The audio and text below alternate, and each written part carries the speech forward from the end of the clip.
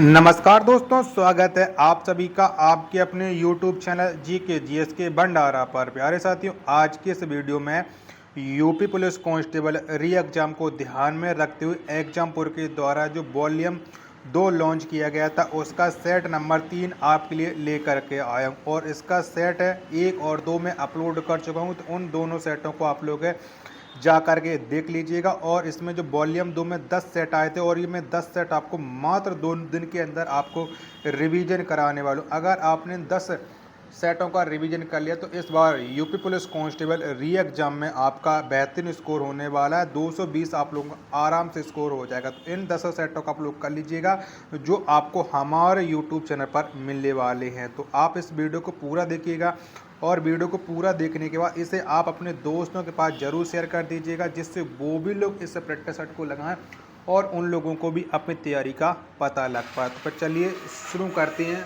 बिना time waste करे आज का अपना सेट नंबर 3 पहला प्रश्न के साथ।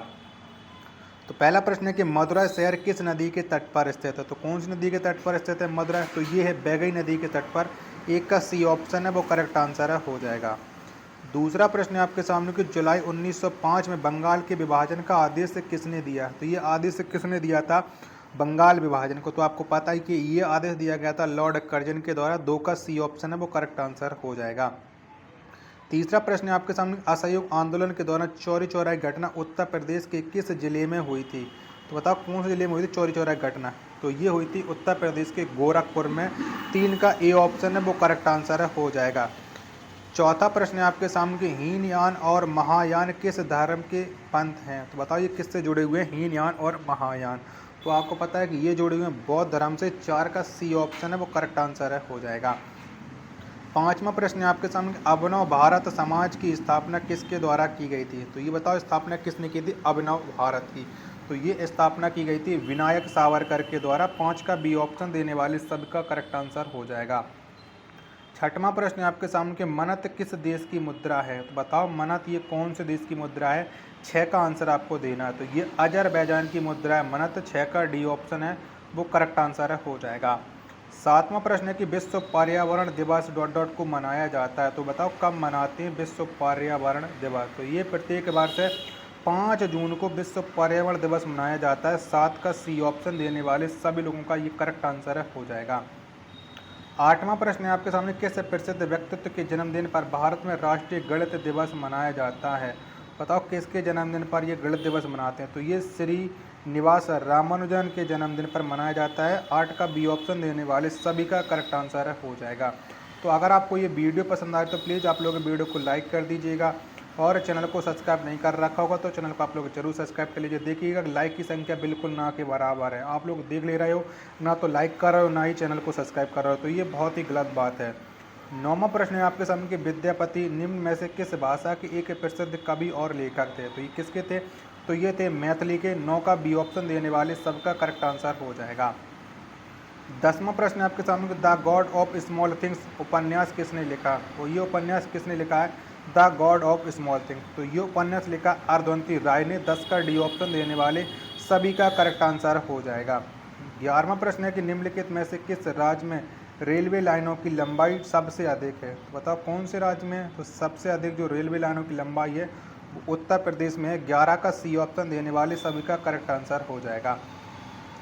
12वां प्रश्न है कि इनमें से कौन सी खरीफ की फसल नहीं है। तो कौन सी नहीं है खरीफ की फसल? 12 का आंसर आपको देना है।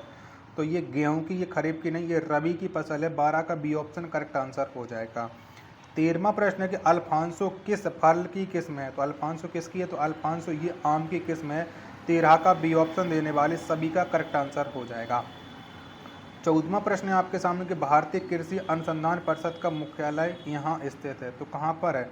तो भारतीय कृषि अनुसंधान परिषद का जो मुख्यालय है वो है नई दिल्ली में। 14 का ए ऑप्शन करेक्ट आंसर हो जाएगा। 15वां प्रश्न है आपके सामने कि उष्णकटिबंधीय वर्षा वन डॉट डॉट साइलेंट घाटी में पाया जाता है। तो बताइए कौन से घाटी में पाया जाता है? 15 का आंसर आपको बताना। तो ये केरल साइलेंट घाटी में पाया जाता है। ए ऑप्शन करेक्ट आंसर हो जाएगा। 16वां प्रश्न है आपके सामने कि मधुमक्खी के डंक में कौन सा अम्ल पाया जाता है। तो कौन सा अम्ल पाया जाता है, तो मधुमक्खी के डंक में फॉर्मिक अम्ल पाया जाता है। 16 का डी ऑप्शन है वो करेक्ट आंसर आप लोगों का हो जाएगा। वीडियो पसंद आ रही तो वीडियो को अपने दोस्तों के पास शेयर जरूर कर दीजिएगा उनके व्हाट्सएप पर। 17वां प्रश्न है आपके सामने घरेलू बर्तनों की सफाई के लिए किस रसायन का उपयोग करते हैं। तो कौन से रसायन का उपयोग करते हैं, तो ये किया जाता है सोडियम कार्बोनेट का उपयोग। 17 का बी ऑप्शन देने वाले सभी का करेक्ट आंसर है हो जाएगा। 18वां प्रश्न है आपके सामने कि भारत में राष्ट्रीय मानवाधिकार आयोग की स्थापना किसके तहत हुई। तो बताओ किसके तहत हुई थी भारत में राष्ट्रीय मानवाधिकार आयोग की स्थापना। तो ये हुई थी मानवाधिकार संरक्षण अधिनियम 1993 के तहत। 18 का ए ऑप्शन है वो करेक्ट आंसर हो जाएगा। 19वां प्रश्न है कि निम्नलिखित में से कौन एक हथियार साइबर अपराध के रूप में कंप्यूटर का उदाहरण नहीं है। 19 का आपको बताना है। तो की लॉन्गर का उपयोग करके किसी भी की जासूसी करना ये बिल्कुल उदाहरण नहीं है। 19 का बी ऑप्शन है करेक्ट आंसर हो जाएगा। 20वां प्रश्न है आपके सामने डॉट डॉट का उपयोग करके हम दोस्तों, रिश्तेदारों, सहकर्मियों और ग्राहकों को संदेश, चित्र, ऑडियो और वीडियो भेज सकते हैं। तो बताओ किसका उपयोग करके भेज सकते हैं। 20 का आंसर इनमें से तो फेसबुक का कर सकते हैं। 20 का ए ऑप्शन देने वाले सभी का करेक्ट आंसर है हो जाएगा। 21वां प्रश्न है आपके सामने कि निम्नलिखित में से कौन से देश के बीच में धर्म गार्जियन सैन्य अभ्यास किनके बीच किया गया। बताओ कौन कौन से देशों के बीच में धर्म गार्जियन सैन्य अभ्यास का आयोजन हुआ। तो ये हुआ था भारत और जापान के। 21 का डी ऑप्शन देने वाले सभी का करेक्ट आंसर है हो जाएगा। चलिएगा नेक्स्ट 22वां प्रश्न आपके सामने कि लाडली बहना योजना किस राज्य की एक अनूठी पहल है। तो लाडली बहना ये योजना है मध्य प्रदेश सरकार की। 22 का बी ऑप्शन करेक्ट आंसर हो जाएगा। 23वां प्रश्न है कि निम्नलिखित में से किस धातु पर अभी जीएसटी पर नहीं लगाया जाता, यानी किस धातु पर जीएसटी नहीं लगाया जाता। 23 का आंसर आपको बताना है। तो ये शराब पर जीएसटी नहीं लगाया जाता है। ऑप्शन संख्या सी एकदम से करेक्ट आंसर आप लोगों का हो जाएगा। चलिएगा अगला प्रश्न संख्या 24 है आपके सामने कि भारत किस देश के साथ प्रीडेटर ड्रोन खरीदने के लिए रक्षा सौदा किया है। तो बताओ कौन से देश के साथ ये हुआ है। 24 का आंसर आपको देना है, फटाफट से बताइएगा। तो ये हुआ है यूएसए के साथ। 24 का सी ऑप्शन है वो करेक्ट आंसर हो जाएगा। 25वां प्रश्न है आपके सामने कि वटेश्वर मेला उत्तर प्रदेश राज्य के किस जिले में आयोजित किया जाता है। तो वटेश्वर मेला कहाँ लगता है, तो वटेश्वर मेला लगता है आगरा में। 25 का सी ऑप्शन है करेक्ट आंसर हो जाएगा। 26वां प्रश्न है आपके सामने कि पुलिस बल में निम्न में से कौन कौन निकाय होती हैं। तो कौन कौन होती हैं ये आपको बताना है। 26 का आंसर तो सिविल, सशस्त्र और सवार प्रांतीय पुलिस होती है। 26 का ये ऑप्शन करेक्ट आंसर हो जाएगा। 27वां प्रश्न है आपके सामने कि राष्ट्रीय पेंशन योजना डॉट डॉट द्वारा विनियमित होता है। तो बताइए किसके द्वारा विनियमित होता है। एनपीएस। तो ये होता है पीएफआरडीए के द्वारा, यानी 27 का ए ऑप्शन है करेक्ट आंसर हो जाएगा। 28वां प्रश्न है आपके सामने उत्पादन हेतु कच्चा माल और नकदी किसके अंतर्गत वर्गीकृत किए जाते हैं। तो बताइए कौन सी पूंजी के अंतर्गत आते हैं। 28 का आंसर तो ये आते हैं कार्यशील पूंजी के अंतर्गत। 28 का डी ऑप्शन देने वाले सभी का करेक्ट आंसर हो जाएगा। 29वां प्रश्न है आपके सामने स्वतंत्र भारत का पहला केंद्रीय बजट किसने पेश किया था। तो किसके द्वारा पेश किया गया था पहला बजट, तो ये आपको पता है आर.के. शनमुगम चेट्टी के द्वारा पेश किया गया था। 29 का डी ऑप्शन है करेक्ट आंसर हो जाएगा। 30वां प्रश्न है आपके सामने कि भारतीय संविधान में शामिल स्वतंत्रता, समानता एवं बंधुता के सिद्धांत किस देश के संविधान से लिए गए हैं। तो ये जो लिए गए हैं वो लिए गए हैं फ्रांस के संविधान से। 30 का ए ऑप्शन जितने भी लोगों ने दिया है उन सब का करेक्ट आंसर हो जाएगा। चलिएगा 31वां प्रश्न है आपके सामने कि किस अनुच्छेद के अंतर्गत भारत के राष्ट्रपति मृत्यु दंड की सजा पाए हुए व्यक्ति को क्षमा, फांसी, स्थगन या सजा में कमी कर सकते हैं। तो ये कौन से अनुच्छेद के तहत कर सकते हैं, तो ये कर सकते हैं अनुच्छेद 72 के तहत। 31 का डी ऑप्शन है वो करेक्ट आंसर हो जाएगा। 32वां प्रश्न है आपके सामने कि निम्नलिखित में से कौन सा देश भारत के पड़ोसियों में से एक है। बताओ इनमें से कौन सा भारत का पड़ोसियों में से एक। ईरान है, पर ईरान नहीं मापना चाहता हूँ, बांग्लादेश है। 32 का डी ऑप्शन है करेक्ट आंसर हो जाएगा। 33वां प्रश्न है आपके सामने कि साहित्य कृति रत्नावली किसकी कृति है। तो इस रत्नावली को किसके द्वारा लिखा गया ये आपको बताना है। 33 का आंसर क्या हो जाएगा। तो रत्नावली को लिखा है हर्षवर्धन ने। 33 का ऑप्शन संख्या ए है वो करेक्ट आंसर हो जाएगा। 34वां प्रश्न है आपके सामने कि बुलंद दरवाज़ा किस शहर में स्थित है। तो कहाँ पर पड़ता है ये बुलंद दरवाज़ा, तो फतेहपुर सीकरी में बुलंद दरवाज़ा स्थित है। 34 का डी ऑप्शन है करेक्ट आंसर हो जाएगा। 35वां प्रश्न है कि ब्रह्म समाज की उत्पत्ति कहाँ हुई थी। तो बताओ कौन से राज्य में ब्रह्म समाज की उत्पत्ति हुई थी। तो ये हुई थी बंगाल यानी पश्चिम बंगाल में। 35 का ए ऑप्शन है करेक्ट आंसर हो जाएगा।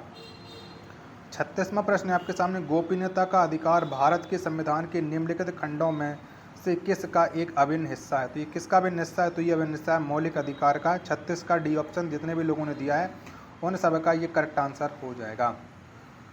37वां प्रश्न है आपके सामने कि भारतीय संविधान में समाजवादी, धर्मनिरपेक्ष और लोकतांत्रिक गणराज्य शब्द कब शामिल किए गए थे। तो ये कब शामिल हुए थे। 37 का आंसर आपको बताना। तो ये शामिल हुए थे 1976 में। 42 में संविधान संशोधन के तहत। 37 का डी ऑप्शन करेक्ट आंसर आप लोगों का हो जाएगा। 38वां प्रश्न है आपके सामने कि संगाई त्यौहार भारत के इनमें से किस राज्य में मनाया जाता है। तो कौन से राज्य में मनाया जाता है संगाई त्यौहार। तो ये भारत के मणिपुर राज्य में मनाया जाता है। 38 का ए ऑप्शन जितने भी लोगों ने दिया है उन सब का ये बेहतरीन और करेक्ट आंसर हो जाएगा। चलिएगा, जीके जीएस के जो 38 अति महत्वपूर्ण प्रश्न थे तो वो तो समाप्त हो चुके हैं। अब आपके लिए हिंदी के जो 37 अति महत्वपूर्ण प्रश्न हैं जो आपके एग्जाम के लिए बहुत जानदार और शानदार तैयार किए गए हैं, तो उनको आप लोगों को पूरा देखना है और कमेंट बॉक्स में आपको स्कोर आप लोगों को शेयर किया करो, क्योंकि आप लोग प्रैक्टिस सेट तो लगा रहे हो लेकिन स्कोर बिल्कुल भी शेयर नहीं कर रहे हो कि आपके कितने प्रश्न सही हो रही हैं। क्योंकि अंतिम समय चल रहा है तो ईमानदारी के साथ आप लोग बताते चलिए, क्योंकि अगर आप लोग झूठे छिपाओगे तो एग्जाम के दिन आपको खुद पता चल जाएगा। 39वां प्रश्न है आपके सामने कि विद्यार्थी का संधि विच्छेद है तो कौन सा है। तो विद्यार्थी का जो संधि विच्छेद होता है वो होता है विद्या प्लस अर्थी, और उसमें जो संधि होती है वो होती है दीर्घ संधि। 39 का डी ऑप्शन है करेक्ट आंसर हो जाएगा।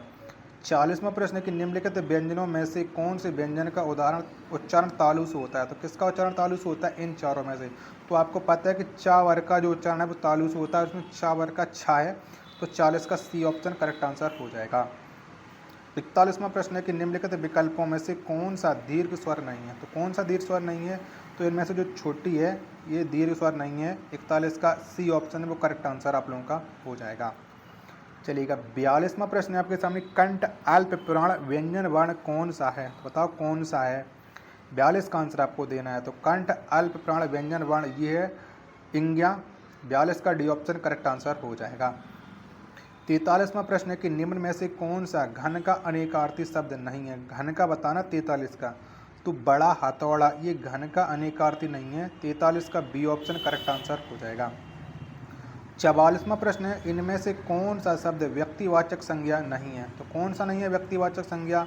तो पहाड़ ये व्यक्तिवाचक संज्ञा नहीं है। 44 का डी ऑप्शन करेक्ट आंसर हो जाएगा। पहाड़ है जातिवाचक संज्ञा। 45वां प्रश्न है आपके सामने कि निम्नलिखित में से कौन सा शब्द स्त्रीलिंग है। बताओ इनमें से स्त्रीलिंग आपको छांटना। 45 फटाफट बताओ कौन सा हो जाएगा। तो छाछ। छाछ ये एक स्त्रीलिंग शब्द है। 45 का बी ऑप्शन करेक्ट आंसर हो जाएगा। छाछ को मट्ठा भी बोलते हैं। 46वां प्रश्न है आपके सामने, इनमें से किस वाक्य में अकर्मक क्रिया है। बताओ फटाफट से अकर्मक क्रिया। तो श्याम सोता है इसमें अकर्मक क्रिया है। 46 का ए ऑप्शन है वो करेक्ट आंसर हो जाएगा। 47वां प्रश्न है आपके सामने कि रेखांकित शब्द के लिए सही विलोम शब्द चुने। तो अंधकार का विलोम शब्द क्या हो जाएगा ये आपको बताना है। तो अंधकार का विलोम शब्द होता है आलोक, जिसे हम प्रकाश बोलते हैं। 47 का बी ऑप्शन है वो करेक्ट आंसर हो जाएगा।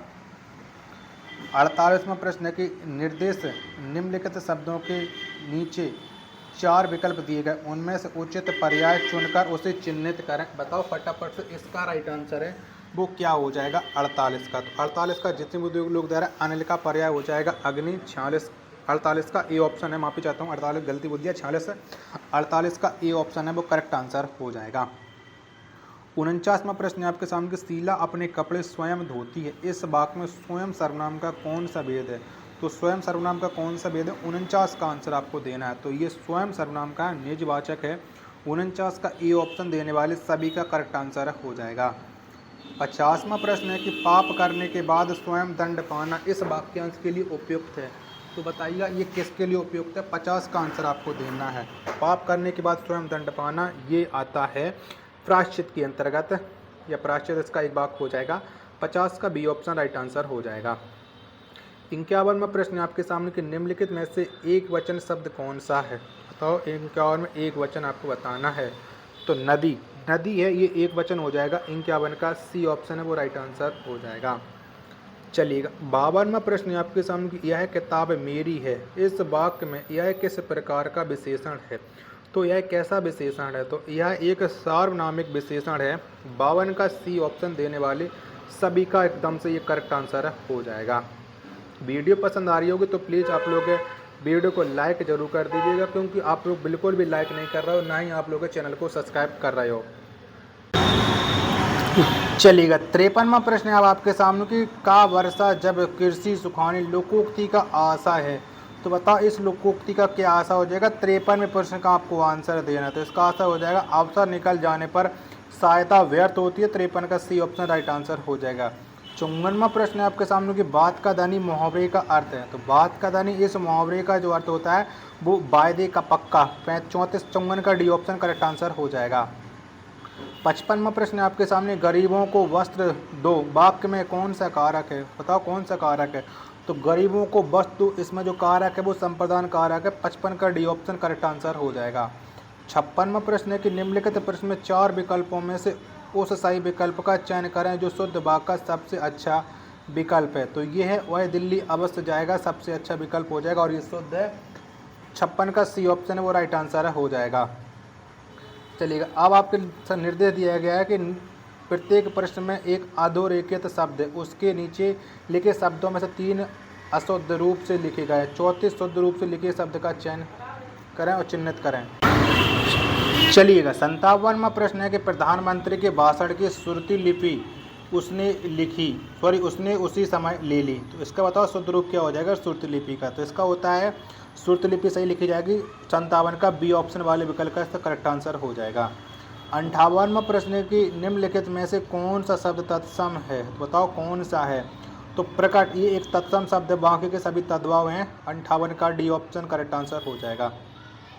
59वां प्रश्न है आपके सामने कि वादा या विदु को किसने इन कली जंजीरों से मणि वाले फड़ियों का मुख क्यों भरा हुआ हीरों से। इनमें से कौन सा अलंकार। 59 में आपको अलंकार बताना। तो यहाँ पर अतिशयोक्ति अलंकार, क्योंकि यहाँ पर आपको पता है कि बातें बढ़ा चढ़ा कर कहीं जा रही हो, जहाँ पर बढ़ा चढ़ा कर कहीं जाती हैं वहाँ पर अतिशयोक्ति अलंकार होता है। 59 का डी ऑप्शन करेक्ट आंसर हो जाएगा।